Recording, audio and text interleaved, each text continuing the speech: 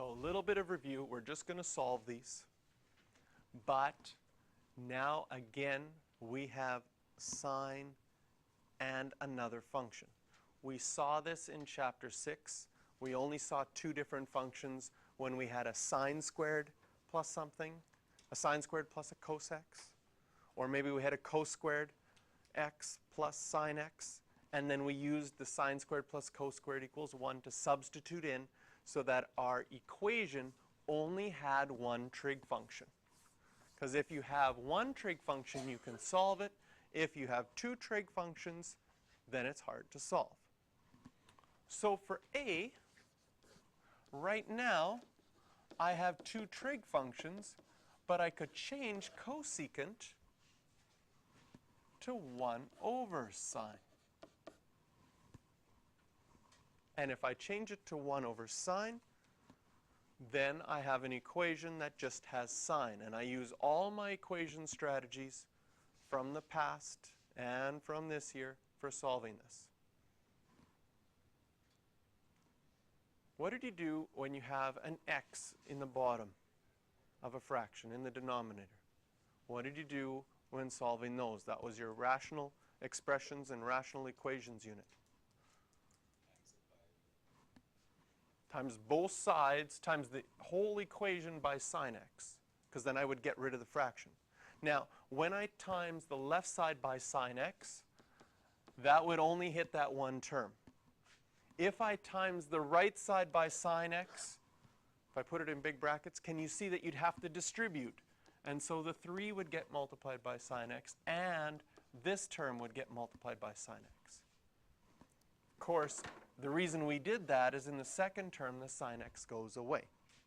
We don't multiply the 2 by sine x, because this is one term. When you distribute, the sine x would go to each term. So what do we get now? We get 2 sine squared x equals 3 sine x plus 2.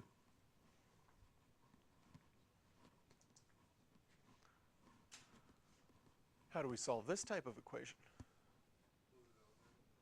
Move it over and equals 0. So what happens over and over in math is you look at an equation and you won't be able to now say, I know exactly what to do from start to end.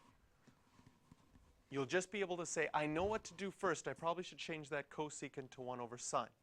Now I have a fraction. What did I do in the past when I had fractions? I got rid of the fraction.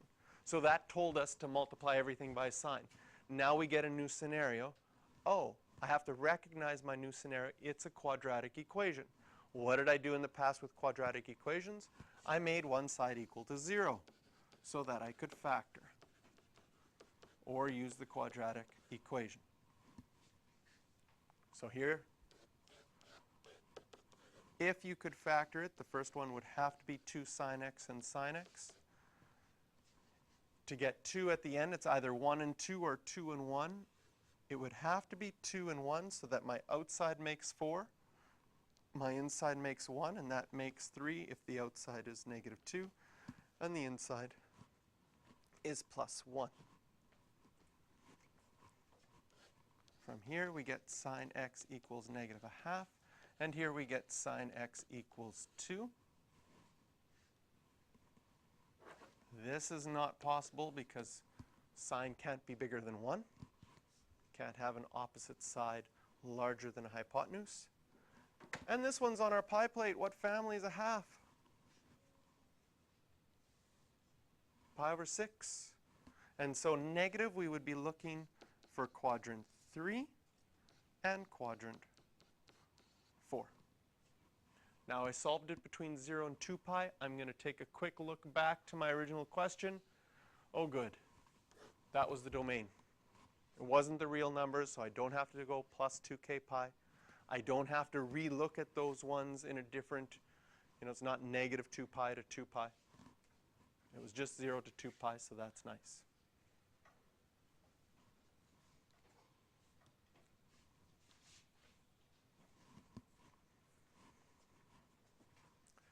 For part B, this is similar to the question that we had in class where I asked you to find out what intervals sine was bigger than cos from our review, or cos was bigger than sine?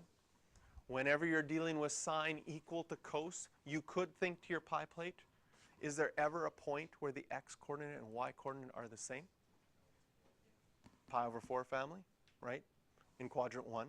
And they're also the same in quadrant 3 because they're both negative root 2 over 2 and negative root 2 over 2.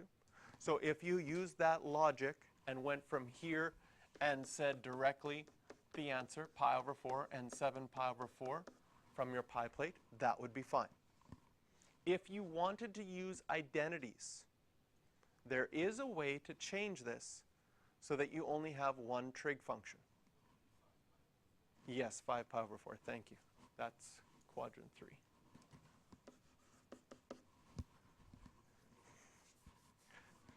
So there would be a way to change this so that we only have one trig function. So if we divide both sides by cos, this side becomes just 1. And what's sine over cos?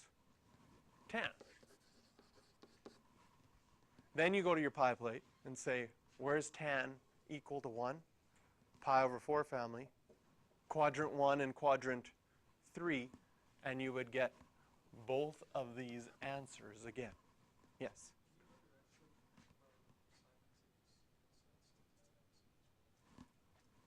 Yeah, but it's not hard to show that. Okay? So then we get both of those answers. So the question you can do for this one, our number is number 10.